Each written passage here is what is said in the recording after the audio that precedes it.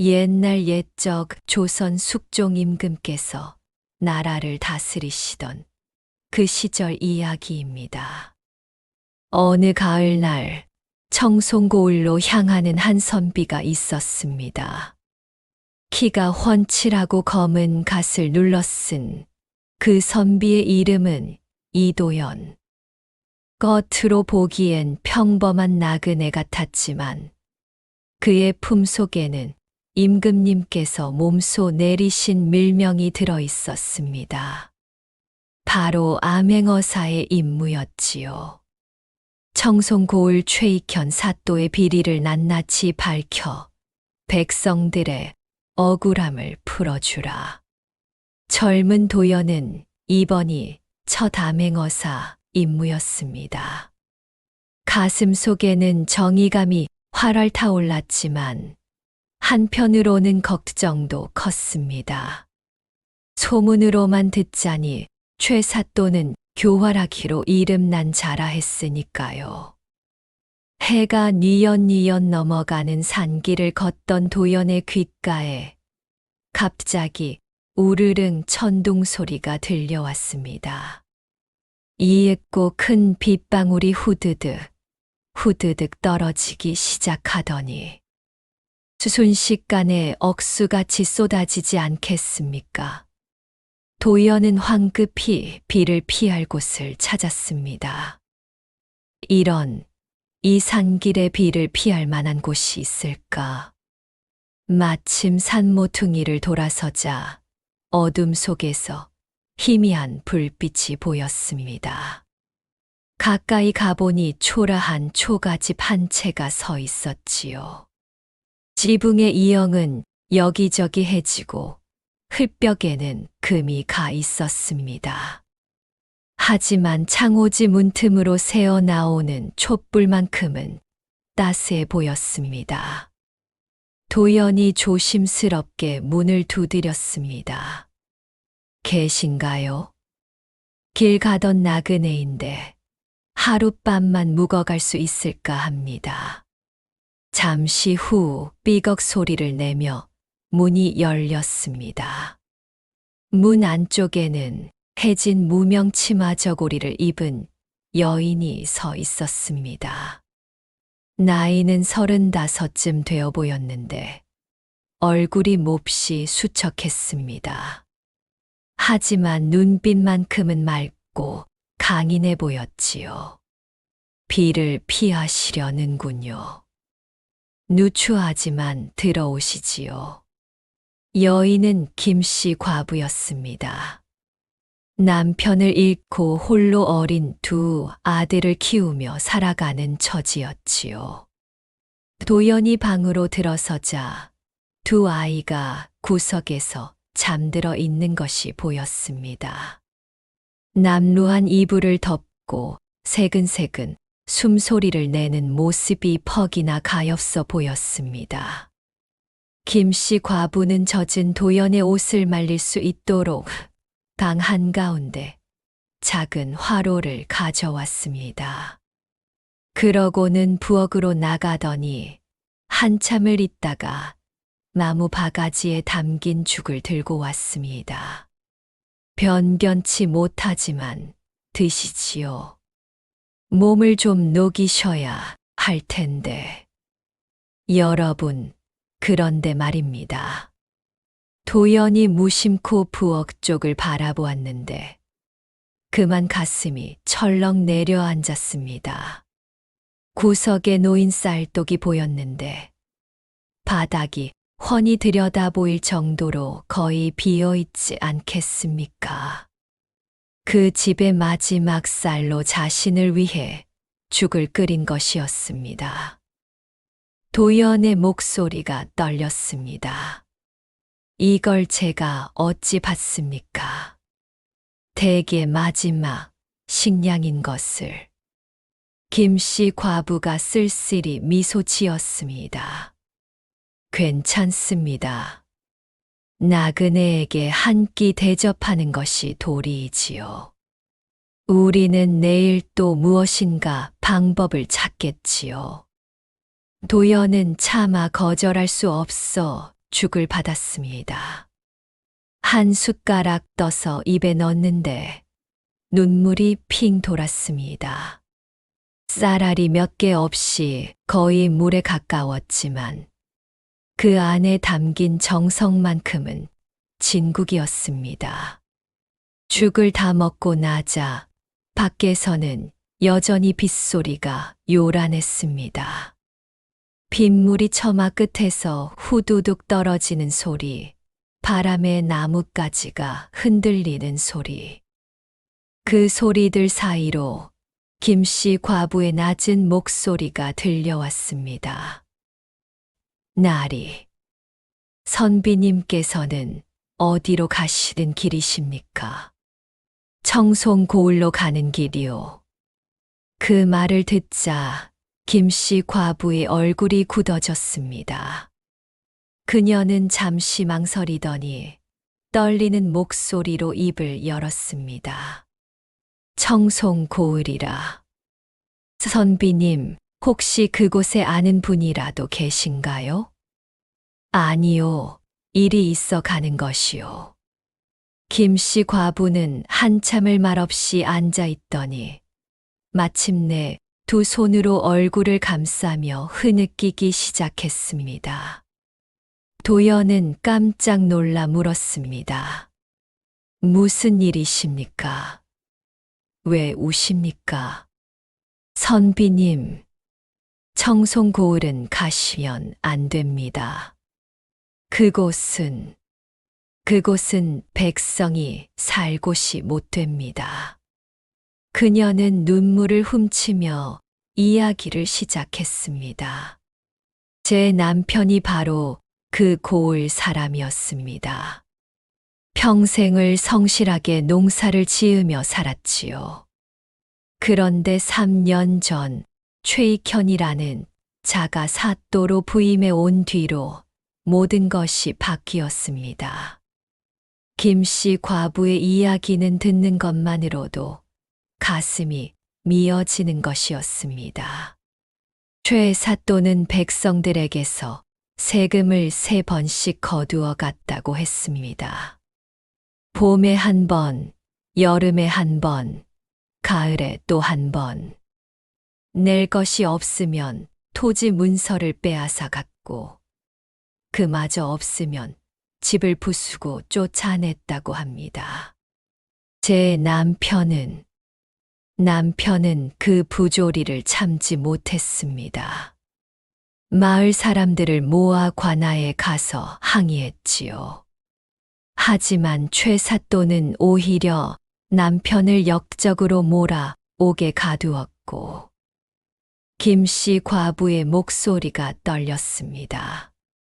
보름도 안 되어 남편은 차디찬 시신이 되어 돌아왔습니다. 매질을 당한 흔적이 온몸에 가득했지요. 이 낡은 간만 남기고 그녀는 방 한 구석에서 남편의 갓을 꺼내 품에 안았습니다.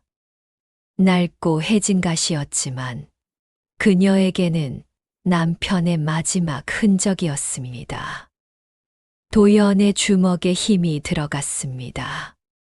이를 악물고 분노를 사기는 그의 모습을 보며 김씨 과부가 말했습니다. 그뿐만이 아닙니다. 마을의 박노인은 80평생 일군 논을 빼앗겼고 과부 이 씨는 홀로 키우던 딸마저 사또 집종으로 끌려갔습니다. 이제 마을 사람들은 아무 말도 하지 못합니다. 입을 열었다간 우리 남편처럼 될까 두려워서요. 그토록 악독한 일을. 도연이 분노에 떨며 중얼거렸습니다. 김씨 과부는 고개를 저었습니다. 하지만 아무도 우릴 도와주지 않습니다.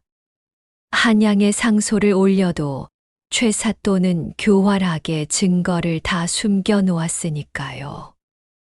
겉으로는 청렴한 척, 백성을 사랑하는 척하지요. 그래서 그래서 하늘이 원망스럽습니다. 그녀는 다시 눈물을 흘렸습니다. 도연은 말없이 그 모습을 지켜보았습니다. 가슴 속에서는 분노와 안타까움이 소용돌이 쳤습니다. 내가 바로 그 악독한 사또를 징치하러 가는 암행어사인데 하고 말하고 싶었지만 함부로 정체를 밝힐 수는 없었습니다. 더구나 문제가 있었습니다. 최 사또가 교활하게 증거를 숨겼다는 것. 암행어사라 해도 확실한 증거 없이는 함부로 출두를 외칠 수 없는 법이었습니다. 자칫 잘못하면 오히려 역공을 당할 수도 있었지요. 밤은 깊어갔습니다. 빗소리는 점점 잦아들고 어느새 빗물 떨어지는 소리만 똑똑 규칙적으로 들려왔습니다. 도연은 잠을 이룰 수가 없었습니다. 눈을 감으면 김씨 과부의 눈물이 보였고 억울하게 죽은 그녀의 남편이 떠올랐습니다. 반드시 증거를 찾아야 한다. 반드시 이 억울함을 풀어주어야 해. 도연은 마음속으로 다짐했습니다. 이튿날 아침 비는 그치고 맑은 하늘이 펼쳐졌습니다. 도연은 김씨 과부에게 작별 인사를 했습니다. 은혜를 잊지 않겠습니다. 반드시 댁의 억울함을 풀어드릴 방법을 찾겠습니다. 김씨 과부는 고개를 저었습니다. 선비님, 괜한 일에 휘말리지 마십시오. 최 사또는 무서운 사람입니다. 선비님까지 다치실까 걱정입니다. 걱정 마십시오. 제게도 뜻이 있으니까요. 도연은 그렇게 말하고 초가집을 나섰습니다.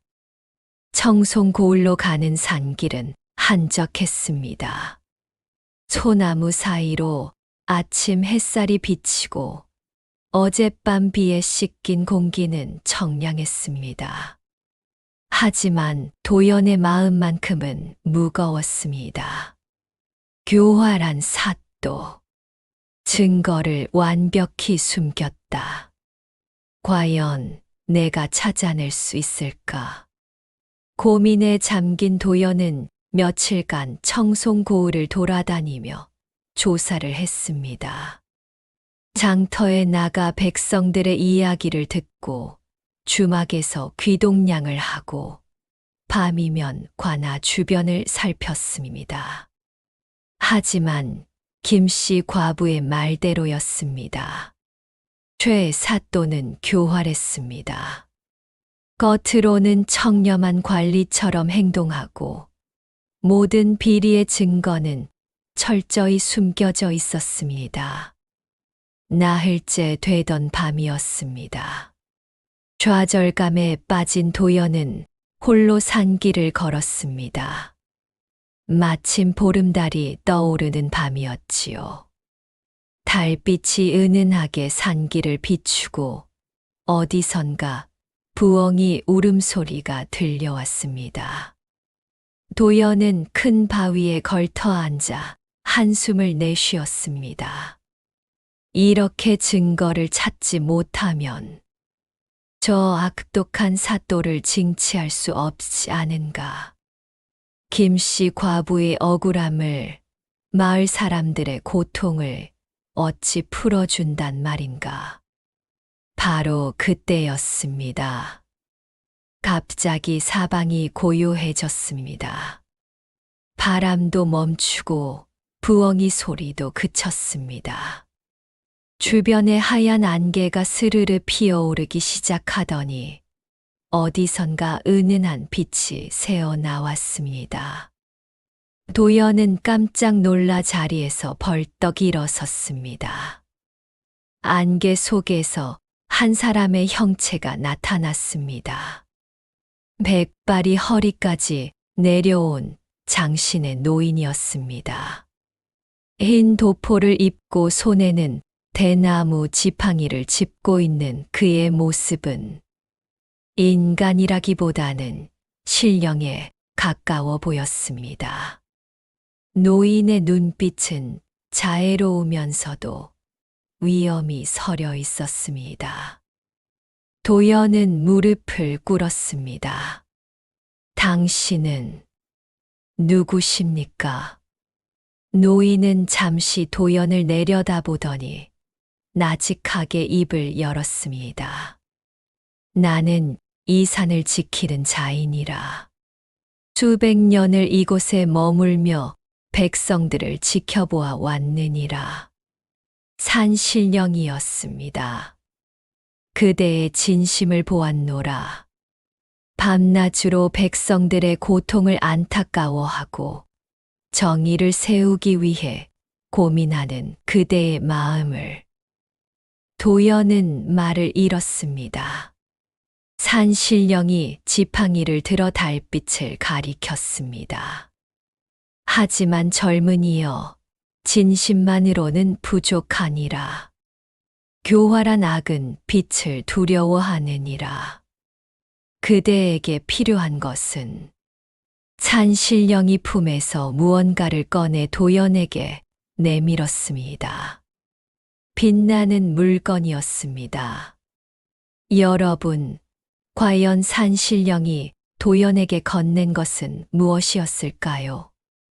그리고 그것은 어떤 신비한 능력을 지니고 있었을까요? 다음 편에서는 도연 앞에 펼쳐질 놀라운 기적과 산신령이 내린 신비한 물건의 정체가 밝혀집니다. 절대 놓치지 마시고 계속해서 지켜봐 주십시오. 지난 이야기. 젊은 암행어사 이도연은 비 내리는 밤 김씨 과부의 집에서 최사또의 악행을 듣고 분노했습니다. 하지만 교활한 사또는 모든 증거를 완벽히 숨겨두었지요. 좌절한 도연이 보름달 밤 산길을 걷다 큰 바위에 앉았을 때 신비한 안개와 함께 백발의 산신령이 나타났습니다. 도연은 무릎을 꿇고 산신령을 우러러 보았습니다. 달빛 아래 신령의 모습은 신비로우면서도 위엄이 넘쳤습니다. 산신령이 나직하게 말을 이어갔습니다. 젊은이여, 그대의 진심을 보았노라.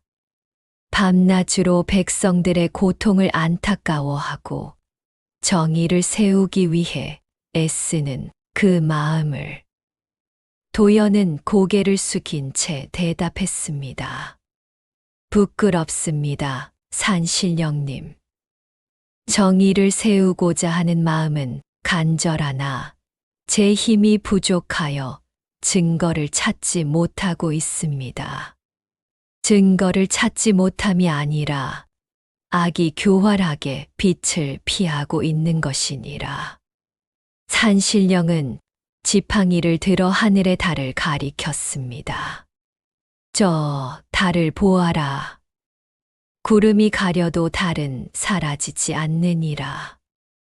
악이 아무리 교활해도 진실은 언젠가 드러나는 법이니라. 그리고는 품에서 무언가를 꺼냈습니다. 옥빛으로 은은하게 빛나는 마패였습니다. 여러분, 그 마패는 평범한 관직의 증표가 아니었습니다. 달빛을 받아 신비롭게 빛나고 주변에 신성한 기운이 감도는 것이 보통 물건이 아니었지요. 산신령이 마패를 도연에게 내밀었습니다. 이 마패를 받으라. 이것은 하늘이 정의로운 자에게 내리는 것이니라. 이것이. 마패입니까? 그러하니라. 하지만 보통 마패가 아니니라. 이 마패에는 세 가지 신비한 능력이 깃들어 있느니라. 도연은 숨을 죽이고 산신령의 말을 들었습니다. 첫째, 이 마패는 악인 앞에 서면 뜨겁게 달아오르느니라. 악한 마음을 가진 자 앞에서는 불처럼 뜨거워져 그대에게 경고할 것이니라. 둘째, 거짓말을 하는 자 앞에서는 빛을 발하느니라. 아무리 교묘하게 거짓을 말해도 이 마패 앞에서는 거짓이 드러나느니라. 셋째, 그대가 진심으로 진실을 구하면 이 마패가 길을 보여줄 것이니라. 숨겨진 것이 드러나고 감춰진 악행이 빛 아래 나타날 것이니라. 도연은 믿기지 않는 표정으로 마패를 바라보았습니다. 과연 그런 신비한 능력이 있다는 말씀입니까? 산신령의 눈빛이 더욱 깊어졌습니다. 하지만 명심하여라. 이 마패는 도구일 뿐이니라. 진짜 힘은 그대의 진심에서 나오는 것이니라. 만약 그대의 마음이 흔들리거나 욕심이 생긴다면 마패는 힘을 잃을 것이니라. 명심하겠습니다. 도연이 두 손으로 공손히 마패를 받았습니다. 마패를 손에 쥐는 순간 따스한 기운이 온몸으로 퍼져나갔습니다. 마치 봄날의 햇살처럼 포근하면서도 불의를 용납하지 않는 강한 기운이 느껴졌지요. 산신령이 지팡이로 땅을 한 번 두드렸습니다. 이제 가거라. 그대가 해야 할 일이 기다리고 있느니라. 이 산의 백성들이 청송고을의 억울한 이들이 그대를 기다리고 있느니라. 산신령님, 감사합니다. 반드시 이 은혜를 잊지 않겠습니다. 도연이 깊이 절을 올렸습니다. 고개를 들었을 때는 이미 산신령의 모습이 사라지고 없었습니다. 하얀 안개도 스르르 거쳐가고 다시 평범한 산길로 돌아왔지요. 하지만 도연의 품속에는 신비한 마패가 따스하게 자리 잡고 있었습니다. 꿈이 아니었구나. 도연은 마패를 꺼내 달빛 아래 비춰보았습니다. 옥빛으로 은은하게 빛나는 마패, 그 위에는 암행어사라는 글자와 함께 신비한 무늬가 새겨져 있었습니다. 무늬는 마치 살아있는 듯 빛을 발하며 일렁였습니다. 도연은 마패를 품에 소중히 넣고 산을 내려왔습니다. 발걸음이 가벼웠습니다. 이제 막막하기만 했던 길에 빛이 보이는 것 같았지요. 이튿날 아침이 밝았습니다. 도연은 청송고을 읍내로 들어갔습니다. 장터는 아침부터 사람들로 북적였습니다. 쌀을 파는 아낙네, 생선을 놓고 흥정하는 장사치, 농기구를 구경하는 농부들. 하지만 자세히 보니 사람들의 얼굴에 웃음이 없었습니다. 여보게, 이번 달 세금은 냈나? 허허, 또 세금이라니. 지난달에 이미 냈는데 말이야. 그게 어디 한두 번인가. 이러다 정말 굶어 죽겠네. 사람들은 낮은 목소리로 불평했지만 감히 크게 말하지는 못했습니다. 관아의 포졸들이 시장 여기저기를 돌아다니며 눈을 부릅뜨고 있었으니까요. 도연은 한 모퉁이에 서서 사람들의 이야기를 들었습니다. 그러다 한 노인이 포졸에게 끌려가는 것을 보았습니다. 아이고, 제발. 이번 달 세금은 정말 낼 것이 없습니다. 시끄럽다. 사또 나리께서 세금을 내라 하셨으니 내야지. 무슨 소리냐. 하지만 지난달에 이미 포졸이 노인의 뺨을 때렸습니다. 노인은 땅에 쓰러졌지만 아무도 도와주지 못했습니다. 다들 고개를 돌리거나 못 본 척했지요. 도연의 손이 떨렸습니다. 품속의 마패가 뜨겁게 달아오르기 시작했습니다. 이것이 마패의 능력인가? 악한 자 앞에서 뜨거워진다고 했지. 도연은 포졸을 똑바로 쳐다보았습니다. 포졸은 계속해서 노인을 발로 차고 있었습니다. 이놈, 감히 사또 나리의 명을 거역해. 참다 못한 도연이 앞으로 나섰습니다. 잠깐 그만두시오. 포졸이 도연을 노려보았습니다. 뭐야, 당신은 나그네 주제의 관가의 일에 참견하는 게야. 노인을 때리는 것이 관가의 일이오? 세금은 백성을 위해 쓰라고 거두는 것이지. 백성을 괴롭히라고 거두는 게 아니오. 이놈이 감히 관가를 모욕해? 포졸이 칼을 빼들려 했습니다.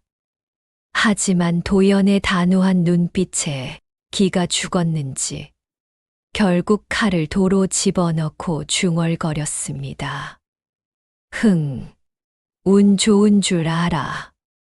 이번엔 봐준다. 포졸은 노인을 끌고 가버렸습니다.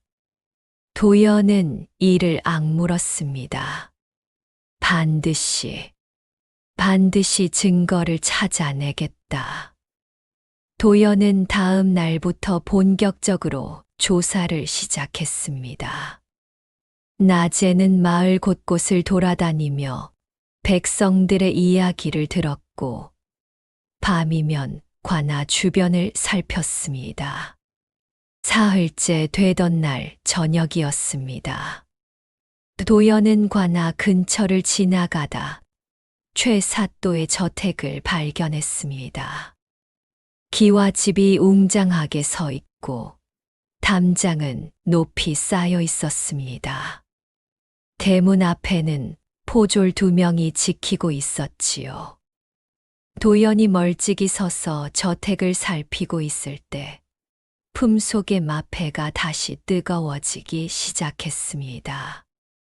아까보다 훨씬 더 뜨거웠습니다. 저 안에 최 사또가 있는 건가? 도연은 조심스럽게 저택 뒤편으로 돌아갔습니다. 담장을 따라 걷다 보니 후문 쪽에 작은 창고가 보였습니다. 다른 건물들과 달리 그 창고만 유독 자물쇠가 여러 개 채워져 있었습니다. 마패가 더욱 뜨겁게 달아올랐습니다. 설마 저 안에. 바로 그때 뒤편 담장 너머로 목소리가 들려왔습니다. 사또 나리, 이번 달 세금은 다 거두었습니다. 얼마나 되느냐? 쌀 500섬, 무명 200필, 돈으로는 3,000냥이 넘습니다. 어허, 잘했다. 이번에도 장부에는 반만 기록하고 나머지는 예의 그곳에 보관해라. 예, 사또 나리.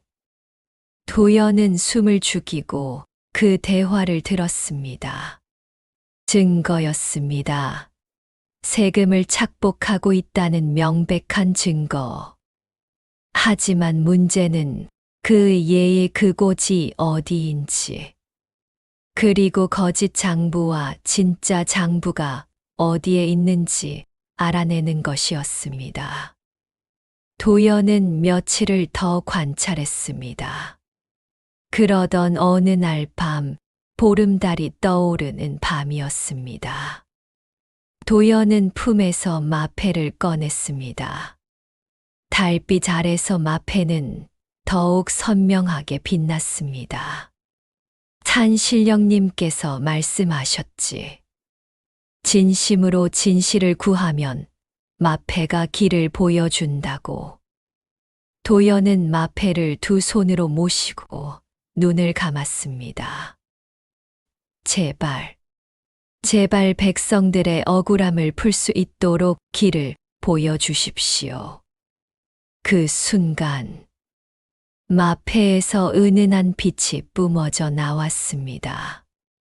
그 빛은 마치 실처럼 가느다랗게 뻗어나가더니 최사또 저택의 후문 쪽 창고를 가리켰습니다. 도연은 눈을 번쩍 떴습니다. 저곳인가? 도연은 조심스럽게 담장을 넘었습니다. 다행히 밤이 깊어 주변은 조용했습니다. 창고에 다가가자 자물쇠가 여러 개 채워져 있었지만 신기하게도 마패의 빛이 닿자 자물쇠들이 스르륵 열렸습니다. 이것이 마패의 능력. 도연은 조심스럽게 창고 문을 열었습니다. 안에는 셀 수 없이 많은 쌀가마니와 무명더미, 그리고 돈괴짝들이 가득 쌓여 있었습니다. 벽 한쪽에는 두꺼운 장부들이 놓여 있었습니다. 도연이 장부를 펼쳐보았습니다. 거기에는 백성들에게서 불법으로 거둔 세금 내역이 빼곡히 적혀 있었습니다. 김씨 과부의 남편 이름도 보였고, 억울하게 토지를 빼앗긴 사람들의 명단도 있었습니다. 이것이면 충분한 증거다. 도연의 가슴이 뛰었습니다. 드디어 찾았습니다. 그런데 바로 그때였습니다. 거기 누구냐? 뒤에서 차가운 목소리가 들려왔습니다. 도연이 휙 돌아보니 최사또가 서 있었습니다. 그 뒤로 포졸 대여섯 명이 칼을 빼들고 있었습니다. 최사또는 기름진 얼굴에 음산한 미소를 띠고 있었습니다. 허허, 밤중에 남의 창고를 뒤지다니. 이것 참 대담한 도둑놈을 만났구나. 도연의 품속에서 마패가 불처럼 뜨겁게 달아올랐습니다.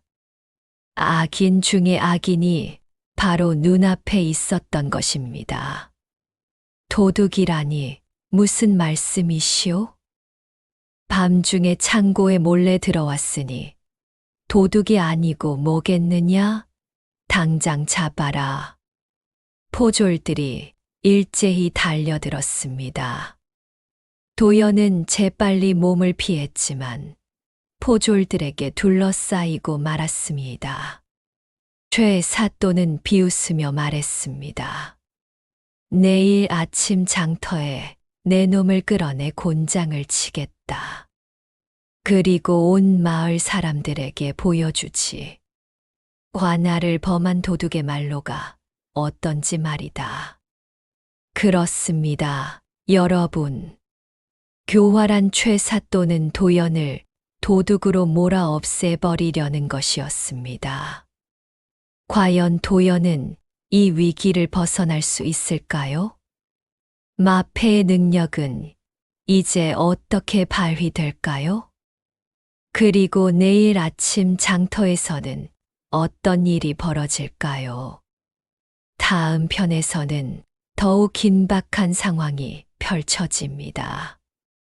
절대 놓치지 마시고 계속 지켜봐 주십시오. 지난 이야기. 한 신령께서 내린 신비한 마패는 악인 앞에서 뜨거워지고 거짓 앞에서 빛을 발하며 진실을 구하면 길을 보여주는 놀라운 능력이 있었습니다. 도연은 마패의 인도로 최사또의 비밀 창고에서 증거를 찾았지만 교활한 사또에게 발각되어 도둑으로 몰리고 말았습니다. 포졸들이 도연을 에워쌌습니다. 칼날이 달빛에 번쩍이고 최사또는 음산한 미소를 지으며 지켜보고 있었습니다. 이놈을 잡아 옥에 가두어라. 내일 아침 장터에서 곤장을 쳐서 본때를 보여주겠다. 포졸들이 일제히 달려들었습니다. 그 순간 도연의 품속에서 마패가 더욱 뜨겁게 달아올랐습니다. 마치 불덩이를 품에 안은 것처럼 뜨거웠지만 이상하게도 도연은 다치지 않았습니다. 오히려 온몸에 힘이 솟아나는 것 같았습니다. 도연은 재빨리 몸을 날려 포졸 사이를 빠져나갔습니다. 저놈 놓치지 마라. 포졸들이 뒤쫓아왔지만 도연은 담장을 훌쩍 뛰어넘어 어둠 속으로 사라졌습니다. 마패의 신비한 힘이 도연의 몸을 가볍게 만들어준 것이었지요. 사또 날이 놓쳤습니다. 최사또의 얼굴이 일그러졌습니다. 이 무능한 것들, 당장 마을을 뒤져서라도 찾아내라. 그 자가 창고에서 무엇을 보았는지 알 수 없으니 서둘러야 한다. 예.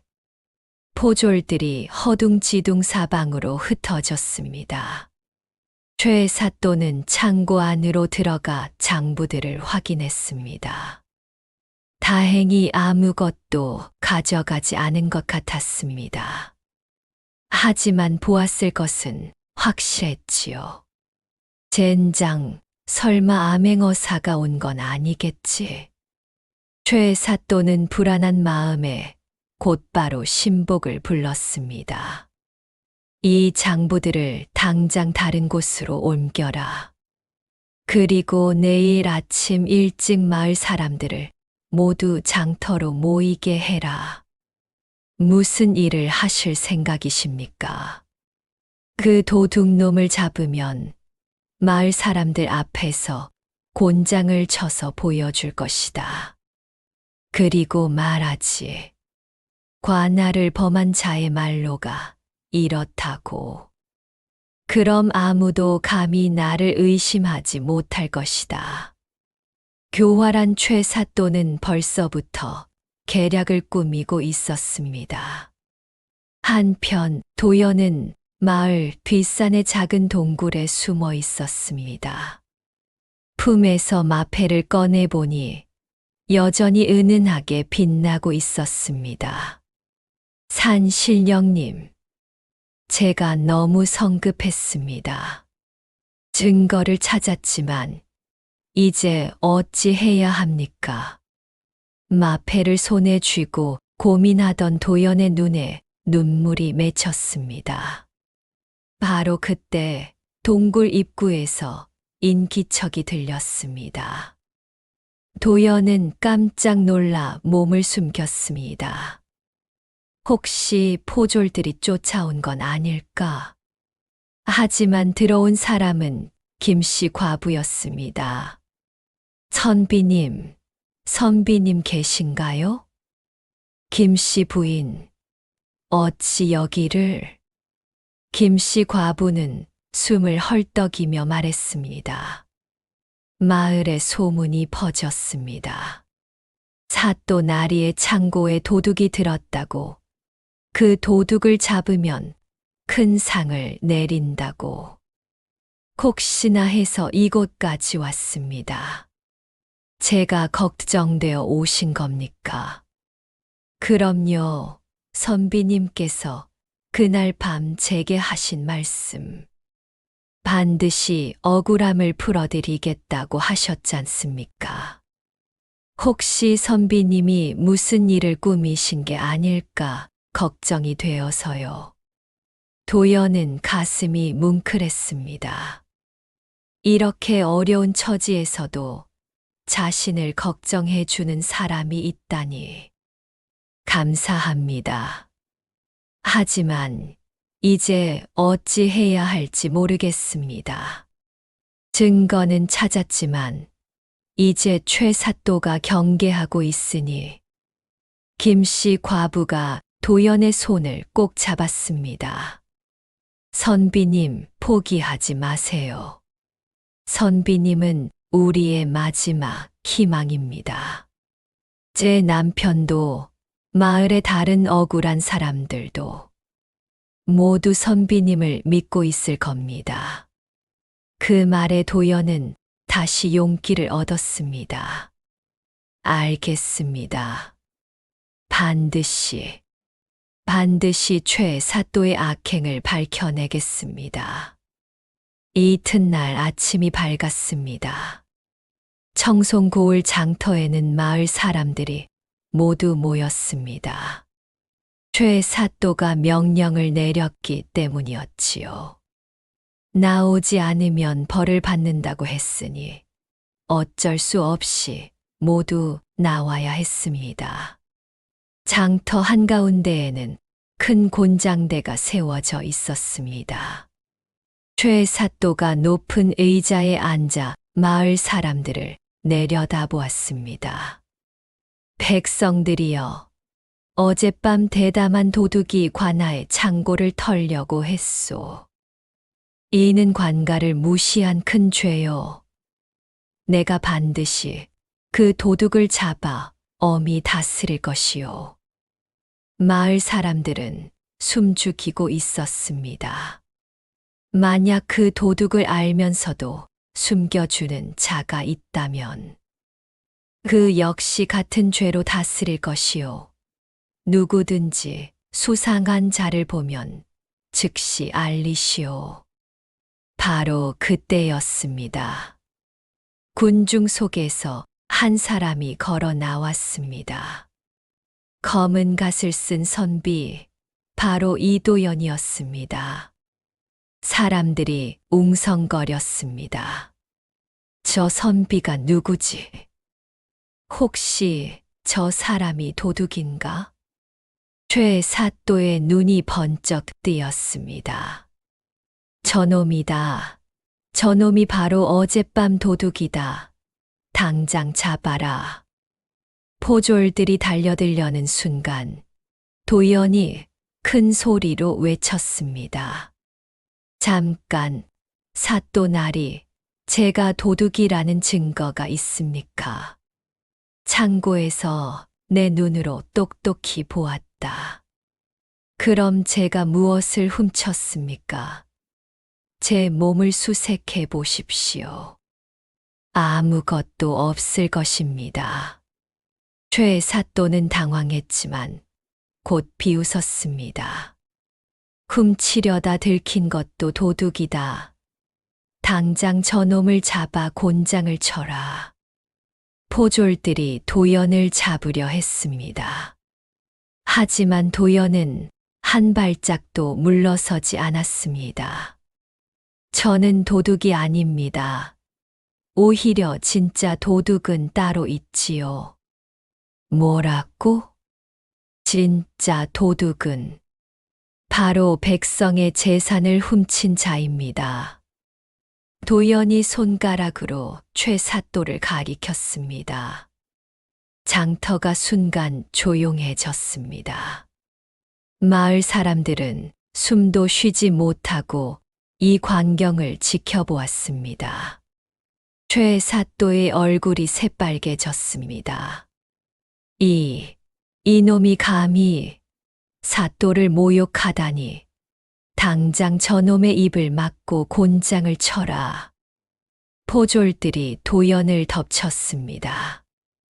도연은 힘으로는 당해낼 수 없었습니다. 결국 포졸들에게 붙잡히고 말았지요. 이제 내 놈의 말로를 보여주겠다. 최 사또가 명령했습니다. 곤장 50대를 쳐라. 포졸들이 곤장을 들어 올렸습니다. 마을 사람들은 차마 보지 못하고 고개를 돌렸습니다. 바로 그때 김씨 과부가 군중 속에서 뛰쳐나왔습니다. 안 됩니다. 그분은 잘못이 없습니다. 최 사또가 눈을 부릅떴습니다. 내년은 누구냐? 저는 이 마을에 사는 과부입니다. 김씨 과부의 목소리는 떨렸지만 용기를 내어 말을 이었습니다. 이 선비님은 선한 분입니다. 제가 증명할 수 있습니다. 뭘 증명한다는 거냐? 저에게 마지막 쌀로 죽을 끓여 주셨을 때 이분은 눈물을 흘리셨습니다. 가난한 이의 어려움을 진심으로 안타까워하셨습니다. 그런 분이 어찌 도둑이겠습니까? 김씨 과부의 외침에 다른 마을 사람들도 하나둘 고개를 끄덕였습니다. 그러고 보니 그 선비 장터에서 노인을 때리는 포졸을 말렸던 사람 아닌가. 맞아. 그때 의로운 말을 했었지. 사람들이 웅성거리기 시작했습니다. 최 사또는 당황했습니다. 분위기가 이상하게 흘러가고 있었습니다. 시끄럽다. 다들 입을 다물어. 이것은 관가의 일이니 백성들이 참견할 바가 아니다. 하지만 이미 마을 사람들의 마음은 움츠기고 있었습니다. 오랫동안 억눌려 있던 불만이 조금씩 표출되기 시작한 것이었지요. 바로 그때 도연의 품속에서 마패가 빛을 발하기 시작했습니다. 도연은 느낄 수 있었습니다. 지금이 바로 그 순간이라는 것을, 진실을 밝힐 때가 왔다는 것을. 도연이 포졸들을 밀치고 일어섰습니다. 그리고 품에서 무언가를 꺼내려 했습니다. 최 사또가 소리쳤습니다. 저놈을 당장 제압해라. 포졸들이 다시 달려들었습니다. 과연 도연은 마패를 꺼낼 수 있을까요? 마패의 진짜 능력이 드디어 모습을 드러낼까요? 그리고 마을 사람들 앞에서 어떤 기적이 벌어질까요?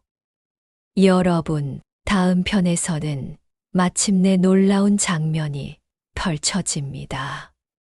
산신령의 마패가 진정한 힘을 발휘하는 순간, 진실이 빛 아래 드러나는 감동의 순간, 절대 놓치지 마십시오. 지난 이야기. 도둑으로 몰린 도연은 장터에서 곤장형에 처해질 위기에 놓였습니다. 하지만 김씨 과부가 용기를 내어 도연을 변호했고, 마을 사람들도 조금씩 용기를 내기 시작했습니다. 그 순간 도연의 품속에서 마패가 빛을 발하기 시작했습니다. 포졸들이 도연을 향해 달려들었습니다. 그 순간 도연이 품에서 마패를 꺼내 들었습니다.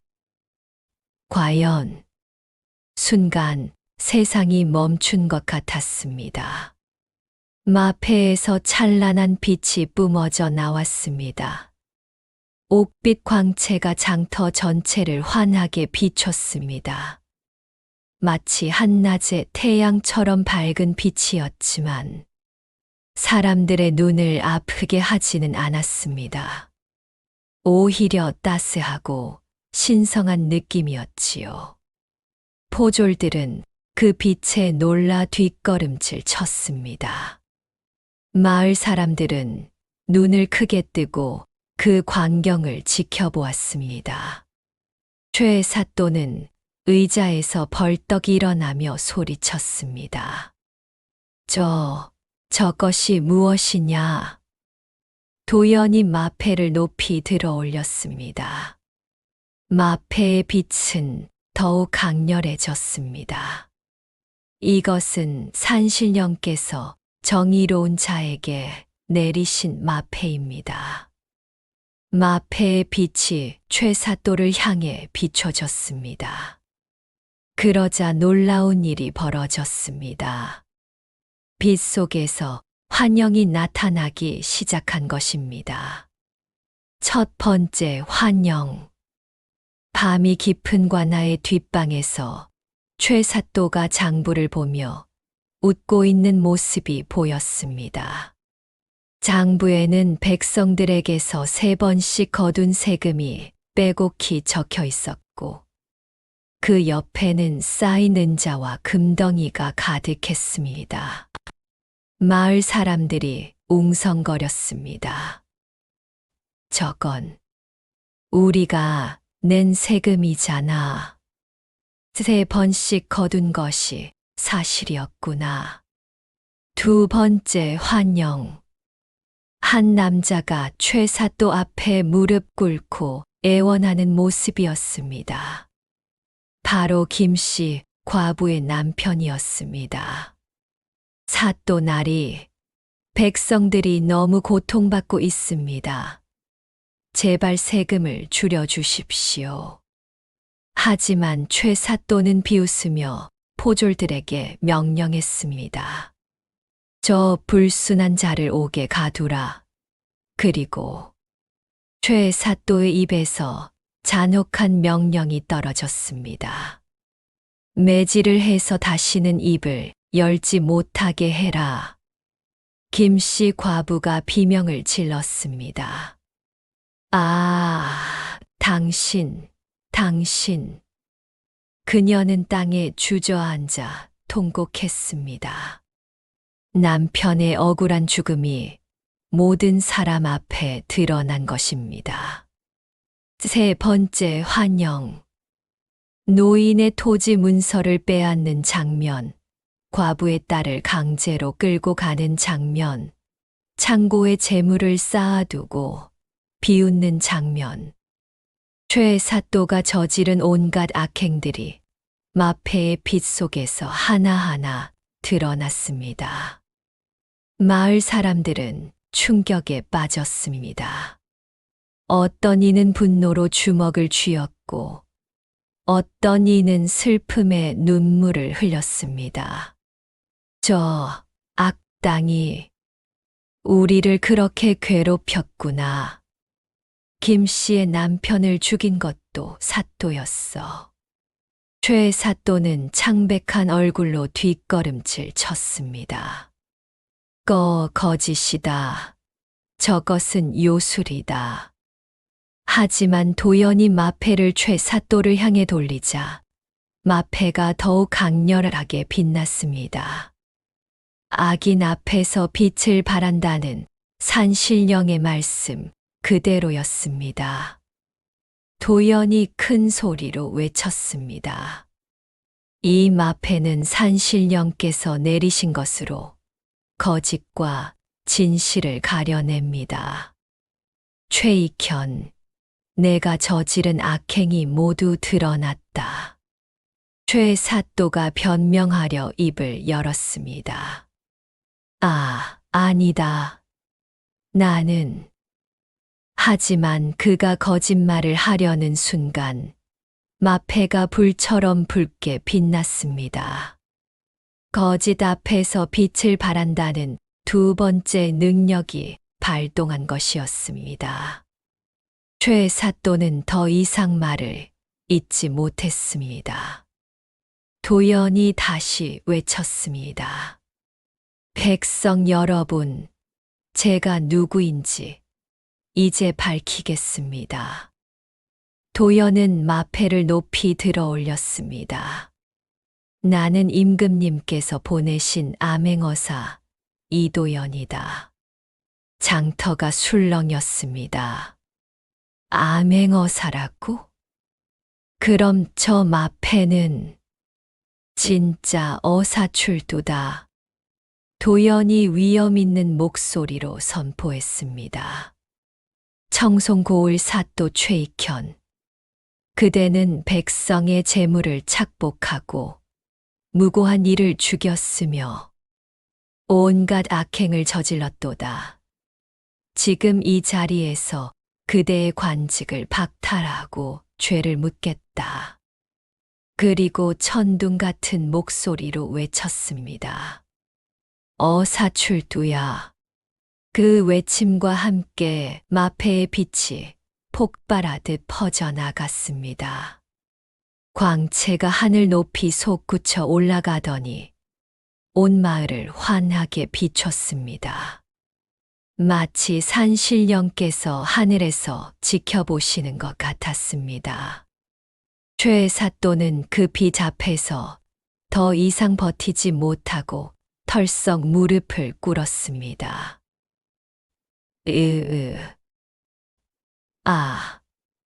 그의 얼굴은 흙빛으로 변했고 온몸이 부들부들 떨렸습니다. 포졸들도 하나둘 무기를 던지고 무릎을 꿇었습니다. 더 이상 악한 주인을 위해 싸울 수 없었던 것입니다. 마을 사람들은 환호했습니다. 어사나리, 암행어사님이 오셨다. 우리를 구해 주셨다. 김씨 과부는 땅에 엎드려 절을 올리며 눈물을 흘렸습니다. 감사합니다. 감사합니다. 남편의 억울함을 풀어주셔서. 박서방을 비롯한 마을 사람들도 모두 감격의 눈물을 흘렸습니다. 도연은 포졸들을 불렀습니다. 이제부터 너희는 정의로운 관리를 도와야 한다. 최익현을 결박하라. 예, 어사나리. 포졸들이 최사또를 결박했습니다. 최사또는 더 이상 저항하지 못했습니다. 도연은 최사또의 저택으로 가서 비밀 창고를 열었습니다.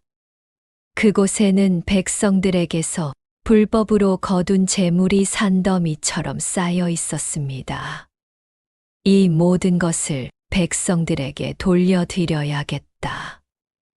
도연은 장부를 하나하나 확인했습니다. 누가 얼마나 억울하게 세금을 냈는지, 누구의 땅이 빼앗겼는지 모두 기록되어 있었습니다. 그날 저녁부터 도연은 백성들을 한 명씩 불러 잘못 거둔 세금을 돌려주고 빼앗긴 토지 문서를 돌려주기 시작했습니다. 박노인, 이것은 어르신의 땅 문서입니다. 아이고, 어사나리, 고맙습니다. 고맙습니다. 팔순 노인은 자신의 땅 문서를 받아들고 눈물을 흘렸습니다. 평생 일군 땅을 돌려받은 것입니다. 이 씨 부인 따님은 내일 아침 돌아오실 것입니다. 정말입니까? 어사나리? 제 딸이? 과부 이 씨는 기쁨에 겨워 손을 부여잡았습니다. 하나하나 억울함이 풀려가고 백성들의 얼굴에 웃음이 돌아왔습니다. 김씨 과부에게도 도연은 특별히 찾아갔습니다. 김씨 부인, 남편분의 억울함을 공식적으로 풀어드렸습니다. 그리고 이것은 도연은 은자 주머니를 내밀었습니다. 최 사또가 착복한 재물 중 일부입니다. 부인께서 두 아드님을 키우시는데 쓰십시오. 김씨 과부는 고개를 저었습니다. 어사나리, 저는 은자가 필요 없습니다. 남편의 억울함이 풀린 것만으로도 충분합니다. 아니십니다. 이것은 부인께서 받으셔야 할 몫입니다. 부디 받아주십시오. 김씨 과부는 결국 눈물을 흘리며 받았습니다. 어사나리, 그날 밤 제 마지막 쌀로 끓인 죽을 드셨을 때 저는 알았습니다. 이분은 보통 분이 아니시라고. 아닙니다.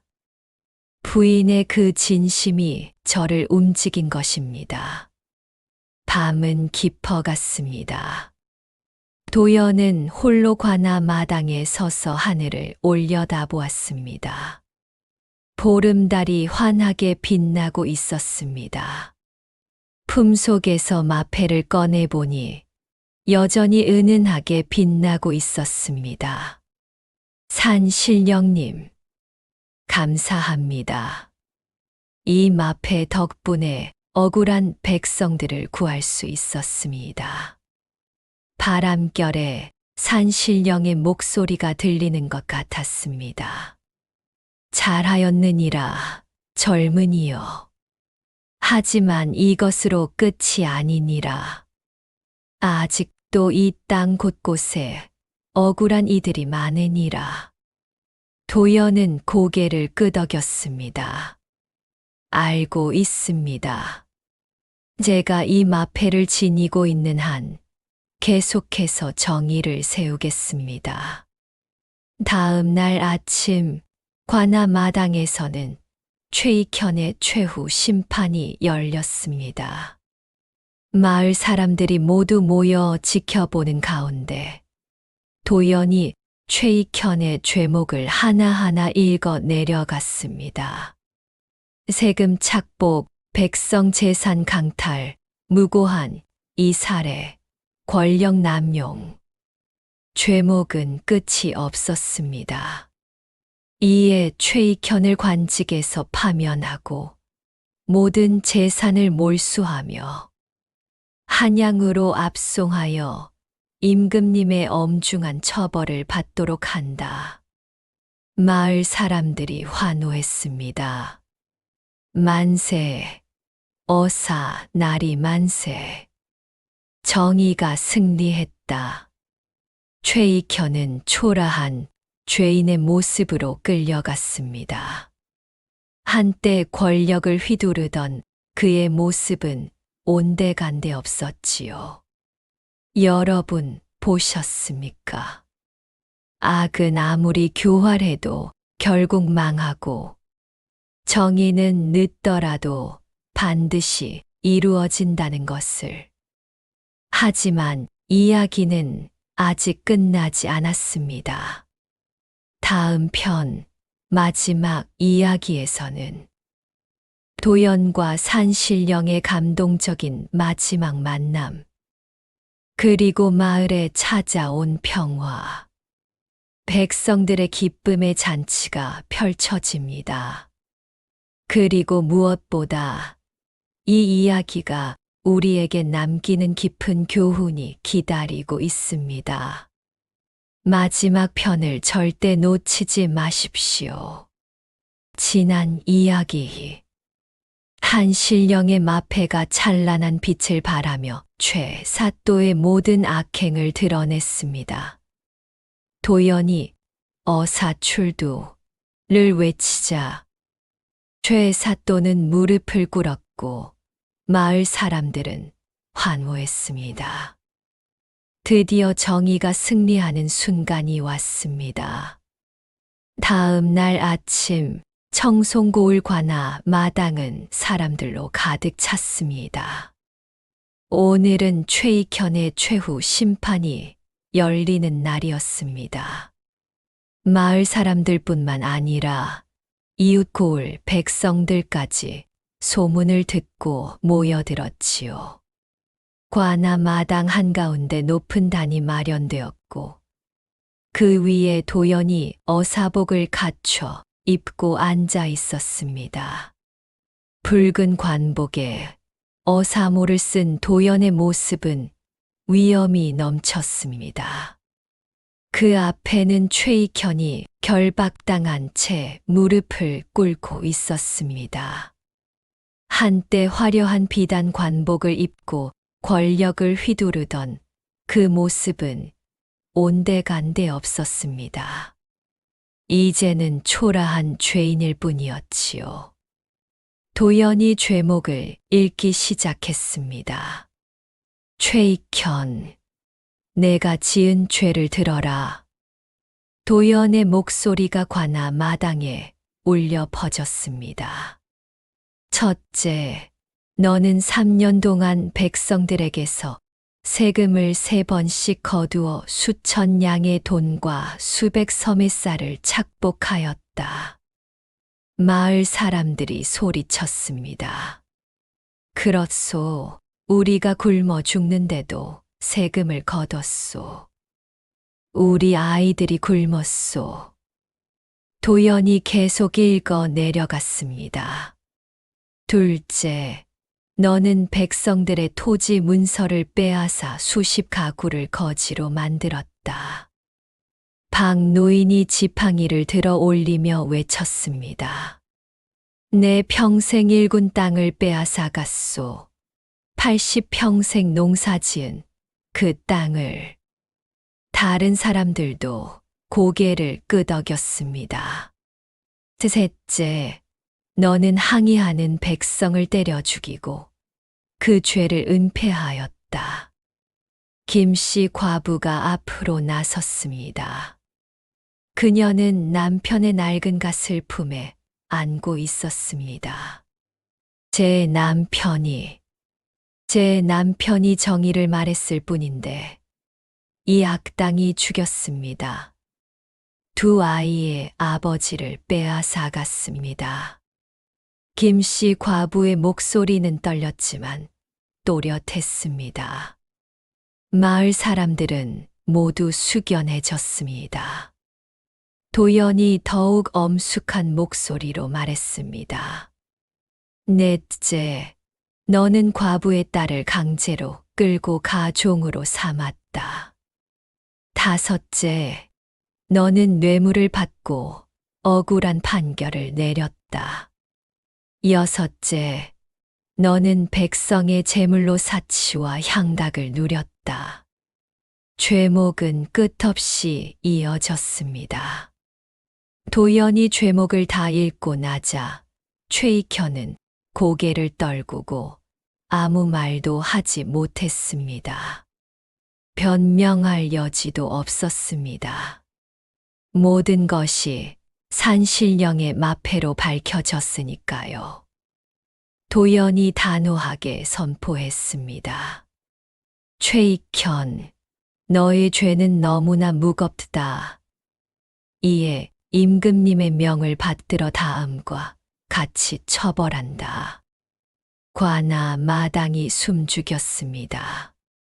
첫째, 내 관직을 즉시 박탈한다. 도연이 손을 들자 포졸이 최익현의 관모를 벗겼습니다. 최익현은 수치심에 고개를 더욱 숙였습니다. 둘째, 내가 착복한 모든 재물을 몰수하여 백성들에게 돌려준다. 백성들이 환호했습니다. 만세, 어사 나리 만세. 셋째, 내 재산을 모두 압류하고 지금 이 자리에서 백성들에게 빚을 갚아라.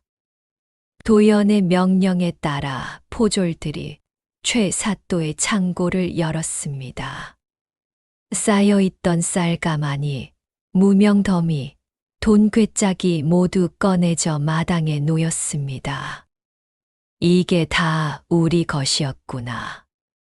사람들은 놀라움과 분노로 떨었습니다. 도연이 장부를 펼쳤습니다. 이제부터 하나씩 돌려드리겠습니다. 박 노인. 예, 예. 팔순 노인이 떨리는 다리로 앞으로 나왔습니다. 어르신께서는 3년 전 토지를 부당하게 빼앗기셨습니다. 이것이 어르신의 땅 문서입니다. 도연이 문서를 정중히 건넸습니다. 박 노인은 문서를 받아들고 눈물을 흘렸습니다. 고맙소. 고맙소. 어사나리.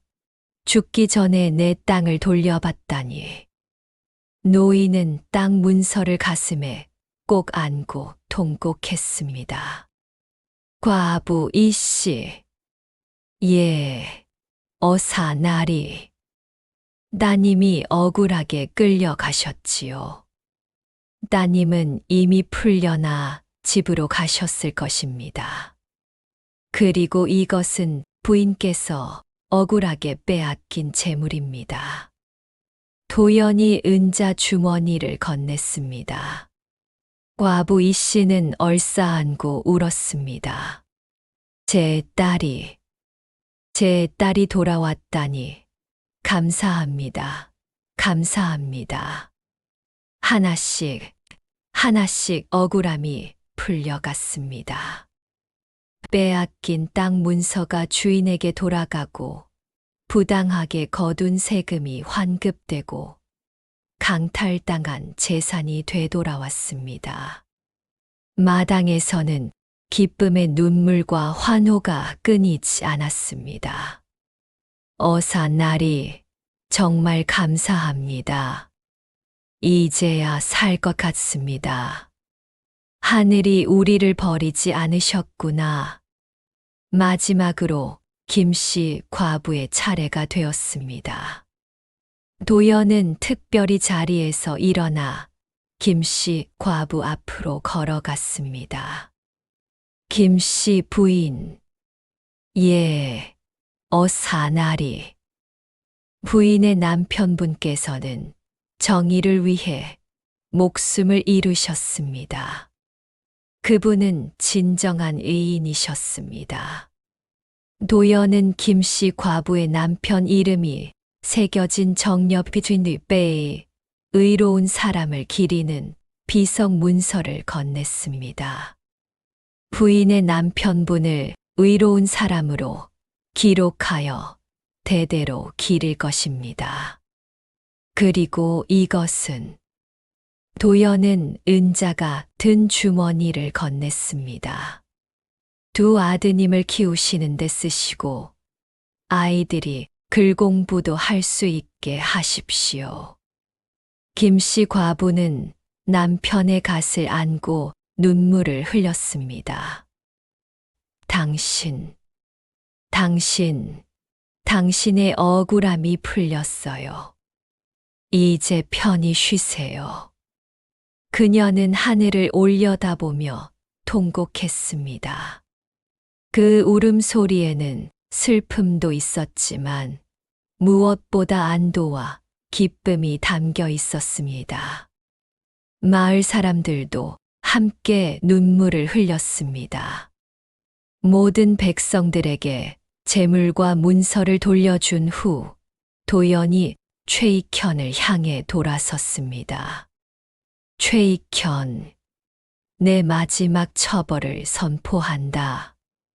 최익현은 고개를 들지도 못하고 땅바닥에 엎드려 있었습니다. 너는 지금부터 한양으로 압송되어 형조에서 엄중한 처벌을 받을 것이다. 임금님께서 직접 내 죄를 심판하실 것이니라. 도연의 선포에 마을 사람들이 환호했습니다. 더 나아가 너의 이름은 영원히 악인의 기록으로 남을 것이다. 후세 사람들이 내 이름을 보면 이런 악한 관리가 있었구나 하며 경계할 것이니라. 최익현은 그제야 두려움에 떨며 고개를 들었습니다.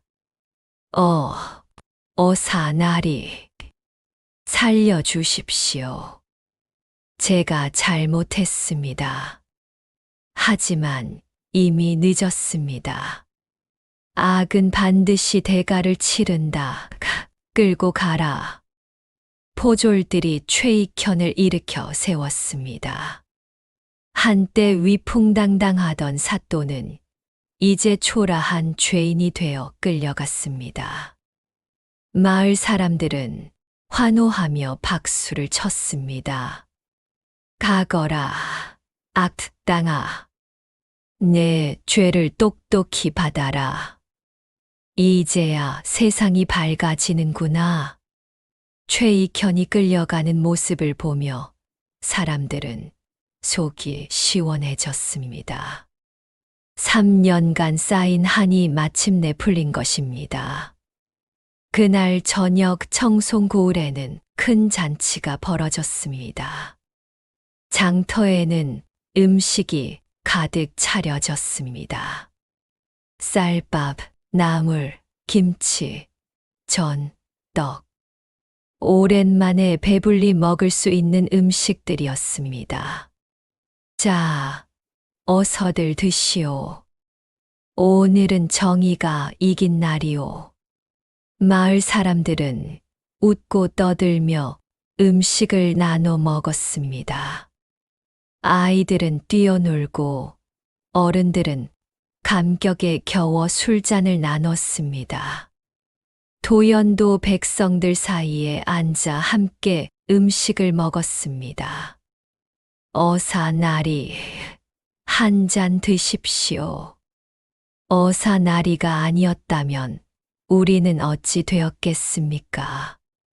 사람들은 도연에게 감사를 표했습니다.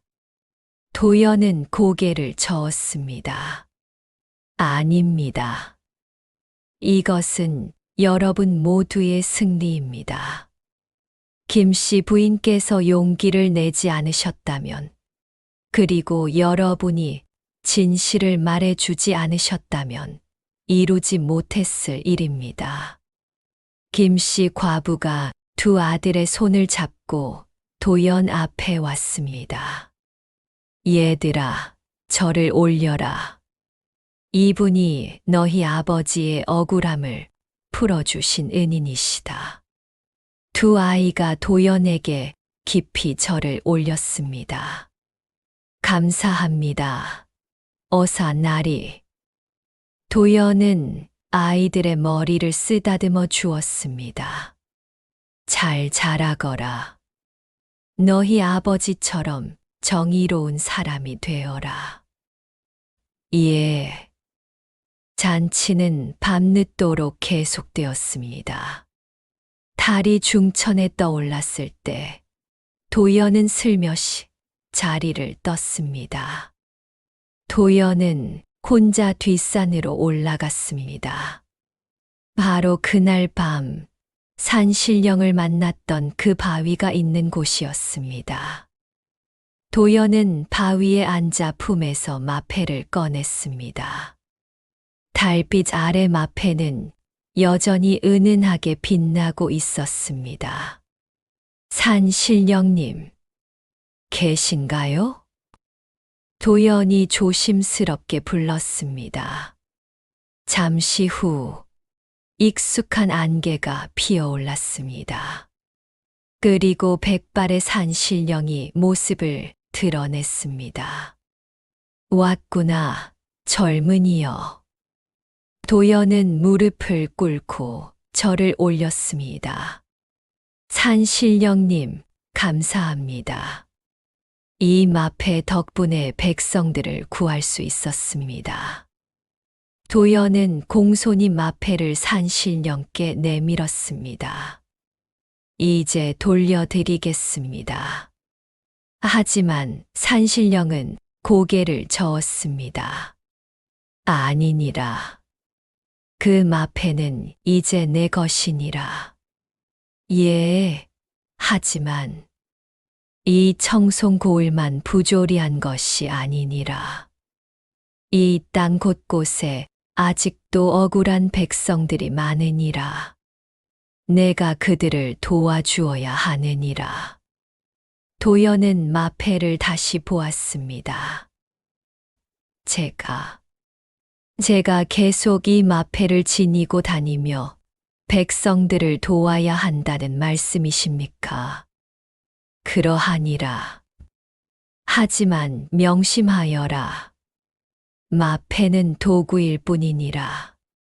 진짜 힘은 내 마음에 있느니라. 정의를 향한 진심, 백성을 사랑하는 마음, 그것이 진정한 힘이니라.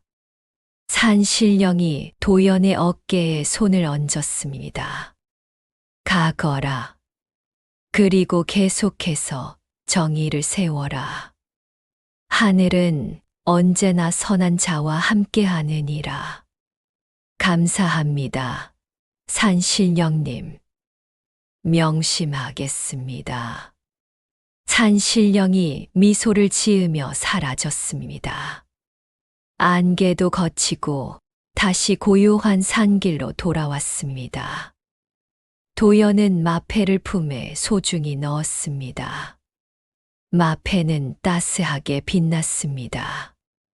며칠 후 도연은 청송고을을 떠날 준비를 했습니다. 마을 사람들이 모두 나와 배웅했습니다. 어사나리 꼭 다시 오십시오.